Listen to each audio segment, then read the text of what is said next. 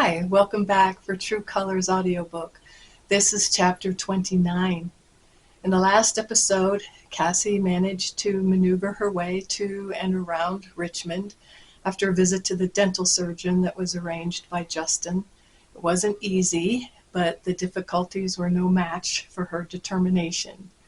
But now she is inside her true intended destination, inside Libby Prison. No friends are there who can't say no to her like Justin. No one on her side.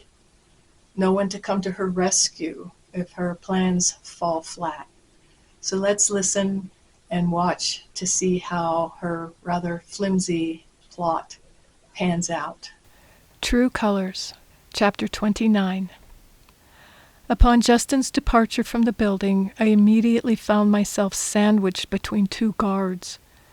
"Step over here, miss," said a heavily drawled one. "Empty your pockets and set your... you don't have a handbag?" "No, and I carry nothing in my pockets either." "I'll be the judge of that, miss."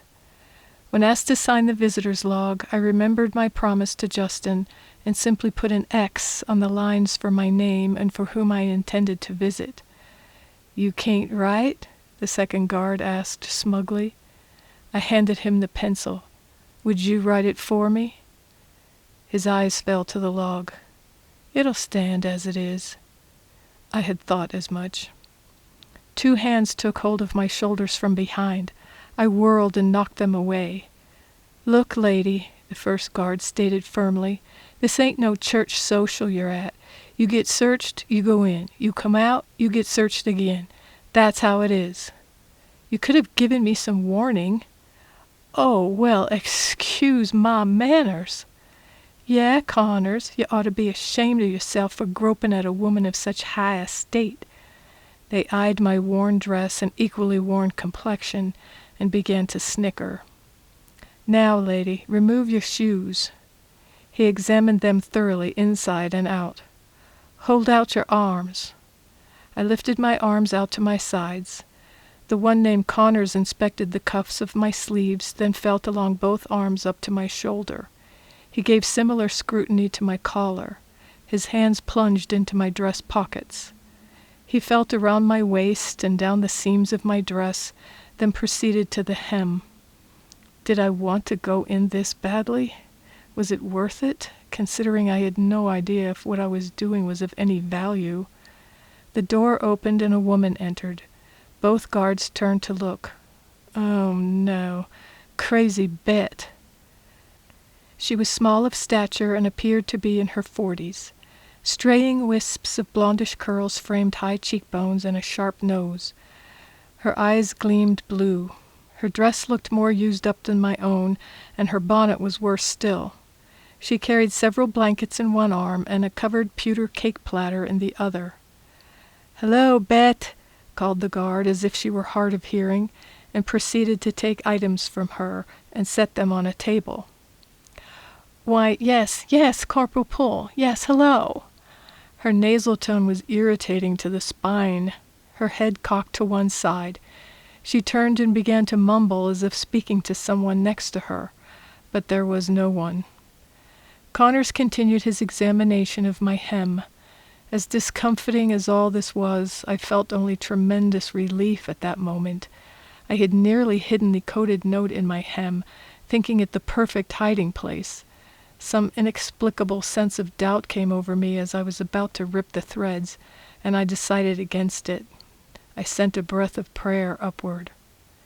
"Did you hear what I said, miss?" I looked down. The guard was talking to me.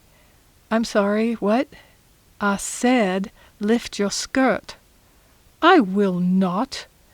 "You will if you want to go in there."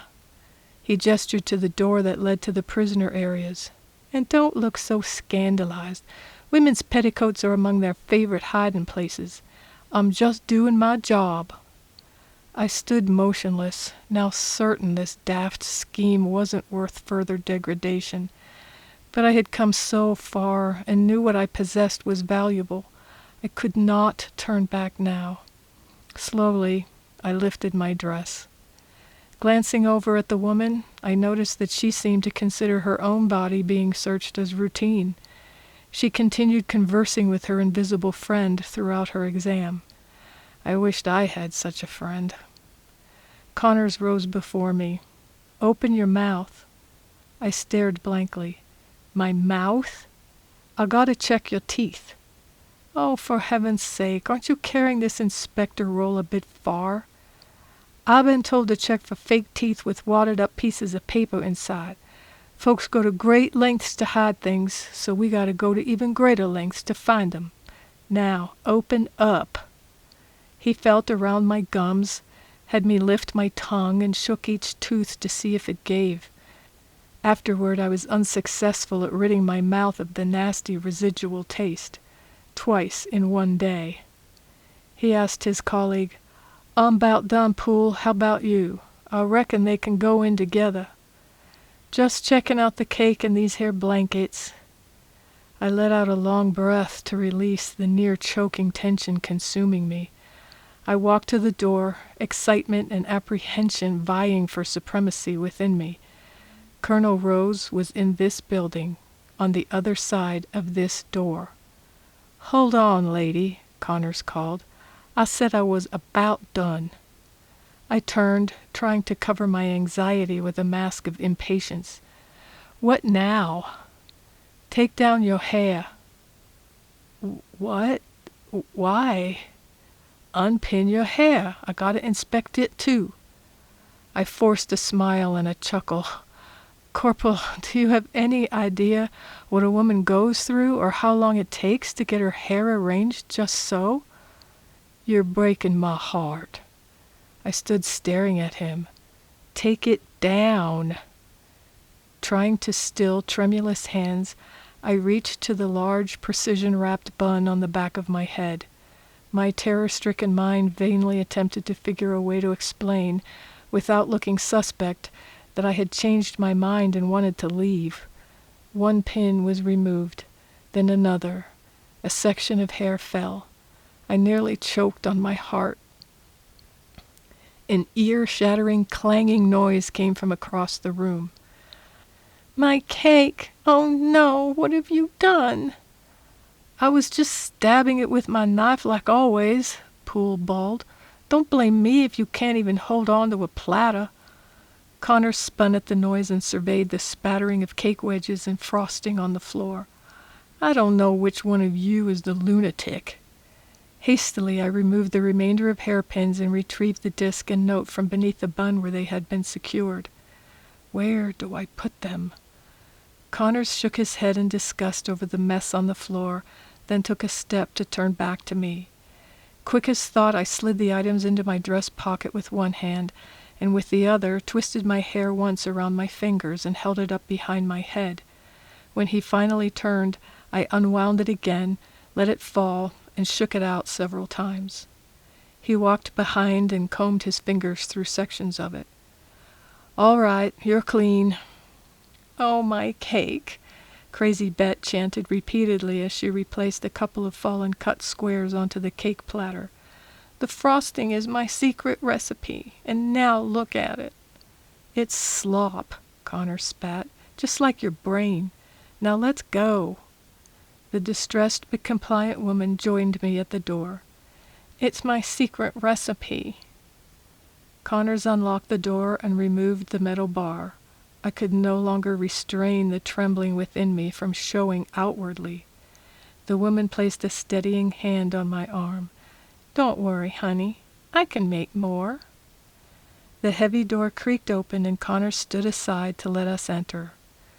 "Who you here to see, Miss X?" "I just came to encourage the men." The door boomed shut behind us. On the other side of it, the metal bar fell hard into place. There was no going back. We were led upstairs where the general population of prisoners was kept. I thought I had prepared myself for what I'd find, but my worst imaginings hadn't come close. The rooms were barren of furniture of any type. Men with sallow skin and wasting at the temples lay about on the floor, stood in small groups, or paced along the long-since whitewashed walls. Lice leapt freely in their hair and beards. The stench was overwhelming, even to my seasoned nostrils. Faces lit up, however, when Crazy Bet, in here called Miss Lizzie, came near.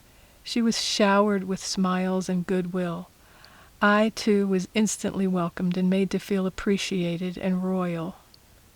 The officers spoke with reverence about the peculiar Miss Lizzie and all she had done for them over the years, bringing them food, clothing, medicines, bedding, books. She had on occasion successfully persuaded or badgered the surgeons to transfer the sickest men to hospitals. Several of them told me they owed this quirky woman their lives. "Is she a Northerner?" I asked as she mingled and greeted the men. "A Virginian," one captain answered, "who is considered a subversive by many because of how she provides for Union prisoners. She maintains she is remaining true to a very old Virginian tradition of opposition to human bondage. A tradition that died too soon. So why do they let her come in here? Apparently she harassed some general until he granted her permission. I wouldn't have thought her capable of such coups or such conventional thinking." We circulated among the men, Lizzie passing out small squares of her cake and apologizing for the ruined frosting. We handed out the blankets to those whose own seemed the most tattered. They were grateful to have reinforcement against the damp January chill. Anxious to find the officer I had come to see, I asked a young lieutenant if he could point him out to me. Lizzie took hold of my arm. "I can take you to him." A minute later we were entering another large room where a group of men stood talking. "Oh, Colonel Rose, there's someone here to meet you." The man who turned in answer to his name was, despite being thin and pale, a distinguished-looking gentleman who appeared to be in his 30s with dark hair and beard. He smiled when he recognized my companion and held out his hand to her. "It's good to see you, Miss Lizzie." "And you, Colonel, as always. And I have someone who wants to meet you. Her name is Miss X." Curious eyes fell upon me. It wasn't the introduction I had imagined. "How do you do, Colonel Rose? I came to bring greetings from some of the men in your command who are now imprisoned outside of town." "They are well, I hope?" "As well as can be under the circumstances, sir." "That is good to hear. Are you from the Sanitary Commission?" "No, I'm independent from the Commission, but nonetheless an angel of mercy." Miss Lizzie left us and busied herself by passing out pieces of cake with the mutilated secret recipe frosting.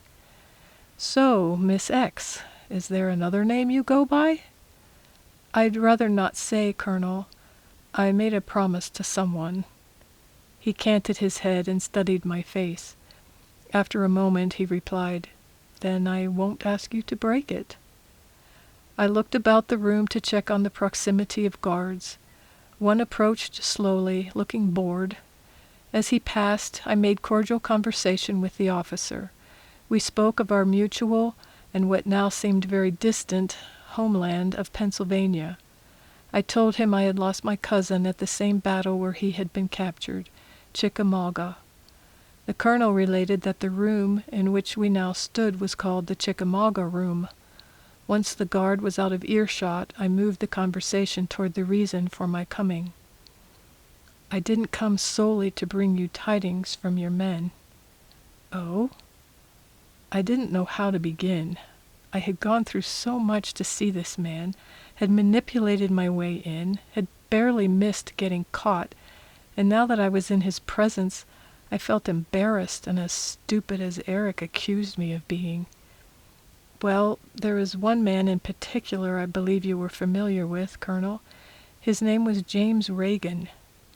His empty expression spoke of no such familiarity. "I don't recall him, but you must understand that I did not have the good fortune of becoming acquainted with every man under my command." "He may not have been under your command, but I believe you two were acquainted. He asked me to pass something along to you. At least, I came to think it was you. In all honesty, I'm not certain of anything." You have aroused my curiosity, Miss— Oh, I'm not to ask that, am I? I glimpsed the guard again. He stood looking through an iron-barred window into the cloudless sky that blanketed both the proud city and this horrid place. My hand slipped into my pocket and retrieved the disc. I passed it to the officer without notice by the guard or anyone else. He concealed it with a half-turn of his body, but his eyes, which now held nervous suspicion, remained fixed on mine. Then, looking down at the object in his hand, he turned it over a couple of times. "What is this?" "You don't know? It looks like some sort of—" He positioned it to obtain better lighting, then his eyes widened and his breath caught. "CSA?" He looked sharply at me, then toward the guard. Grabbing my hand, he thrust the disc into it. "Who are you?" he demanded in a low tone, his eyes ever watchful around us. "A Confederate plant trying to entrap me?" "No, nothing like that." I returned the disc to my pocket. "A man named James Reagan went to his death trying to keep this safe and said the words Rose and Libby. For months I had no idea what he meant or what to do with it, but then I heard about you being here and thought maybe they were for you." "You couldn't be more mistaken." "I can see that now, Colonel. I'm sorry to have involved you." No longer able to withstand the officer's angry visage, I left him standing alone. Disheartened and humiliated, I stepped gingerly between frail men whose faces bore smiles for me. How could I have been so wrong? Eric's incriminating words rang profoundly true. I had risked so much on an obscure supposition, risked and lost. Approaching the guard, I told him I was ready to leave. He escorted me to the stairs, although not fast enough to suit me. As I was about to step down, I felt a hand on my shoulder. I turned. It was Colonel Rose. His eyes held none of the animosity of a few minutes before, though were not completely trusting. "Could you stay just a little longer?" He glanced past me to the waiting guard, then back at me. "Please?" I wasn't sure I wanted to. I was a fool to have come in the first place.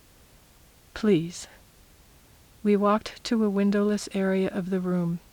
He turned to me. "Were you unaware they would search you on the way out?" My blood froze. "They told me they would. I completely forgot. They would have found it in my pocket. I'd be—" An even more dreadful thought came to me. "The guards saw me talking to you. They would have thought it was you who gave—" The image of what I almost brought on this man made my insides tighten like a knife blade had entered me. "I have no words to tell you how deeply I regret this whole matter, Colonel. This espionage game is foreign to me, and I'm no good at it. To think that I nearly—" Shh. He held his fingers in front of my lips. The guard was strolling our way. I turned my attention to the other men in the room, shaking their hands and speaking pleasantries. Many were infirmed and vermin-ridden, and I was sadly aware that some would see death before they ever saw freedom. This was truly a repository of human misery and futility. "May I see it again?" Colonel Rose whispered as I neared where he stood in a corner. Cloaked in the dimness of the room, I passed the paper as well as the disc to him unobserved. "You say a man died for these?" I nodded. "Then let's hope we can manage to keep his death from having been in vain." "Oh, Colonel Rose!" Crazy Bet called from across the room. "I saved the last piece for you. I know you'll like it. The frosting is extra special." "It's her secret recipe," I whispered. She shoved the cake platter into his chest. There being no room for discussion, he sampled the white cake. "It's very tasty, Miss Lizzie. Thank you." "You're welcome, most welcome, Colonel. I'll make another next week." "That would be splendid." "I suppose I'll be on my way. How about you, Miss X?" In a moment, You go on ahead." She had a warm goodbye for each of the men as she headed for the stairs. "Colonel, if this is going to be too dangerous—" "You came here committed to seeing this thing through, and risked much in the process. Your fervor was contagious, I'm afraid. You no longer believe, then, that I've been planted here to entrap you? I'm hoping I'm not wrong about you." I was taken in by the intensity of his gaze. "You aren't. Will you be back for another visit?" "Not unless I get another toothache." "I beg your pardon?" "I'm afraid I'll have no other opportunity, Colonel, and for certain my days as a courier spy are over. The Union will be a lot better off for it." He accompanied me to where Lizzie and the guard waited. "I regret that you cannot return," he told me. "It is our loss. It is mine as well, Colonel." Justin was waiting outside. "It's as bad as I said, isn't it?" "Worse than I imagined. But I'm glad I went. It was good to talk to the men, and they seemed pleased to have my company." "They'd have to be dead not to be pleased. Some of them are close, I fear." He helped me into the buggy, then walked around and took his place. As he snapped the reins, he glanced at me. "You took your hair down." "They made me unwrap it to make sure I wasn't sneaking anything in." "You?" His laughter carried above the sounds of the horses' hooves clomping on the street. His brown eyes twinkled when they looked at me. "I like it up," he said. "Huh?" "Your hair. I like it better pinned up." The thought came unbidden. Michael prefers it down. So there was actually someone who came to her rescue in the anteroom before entering the prison population area. And Colonel Rose's reaction was not exactly as she had anticipated, but fortunately he had a change of mind in time to spare her from being exposed and lynched. But despite Cassie not being very good at this espionage game, it was mission accomplished by the end. Phew. And I'd like to say something about Crazy Bet and Miss Lizzie. She was a real person who lived in Richmond and did visit the Union officers at Libby Prison, taking them amenities such as food and blankets and books and things. And also Colonel Thomas Rose was a real person whose military history was depicted as in this episode. He was captured at Chickamauga and was held prisoner at Libby Prison. Is this the last that Cassie will see or hear from Colonel Rose and Miss Lizzie? Stay tuned for future episodes and find out. I hope you'll hit the like and the subscribe button. I'll see you next time.